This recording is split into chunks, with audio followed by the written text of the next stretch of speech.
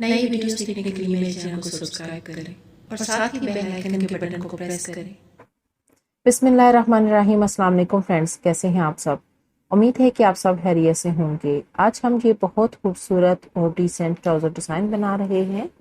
इस वीडियो पर हमें आपसे 200 लाइक्स की सपोर्ट चाहिए।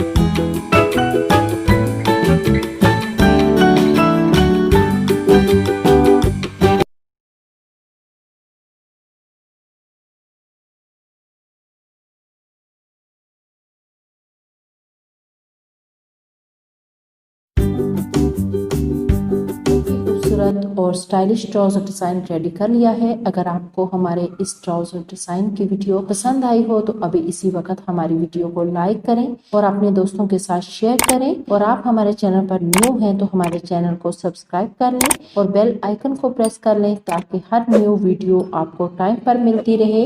और हमें हमारे दूसरे अकाउंट्स पर भी फॉलो कर लें और घर पर आप लोग हमारे इन ट्राउजर डिजाइन को ट्राई किया करें और हमें फीडबैक जरूर दिया करें और अपने डिजाइन की पिक्चर हमारे इंस्टाग्राम पर हमसे शेयर करें और हम ये अपनी स्टोरीज और यूट्यूब वीडियोस में ऐड करेंगे। जिंदगी रही तो इंशाल्लाह नेक्स्ट वीडियो में मिलेंगे। अल्लाह हाफिज।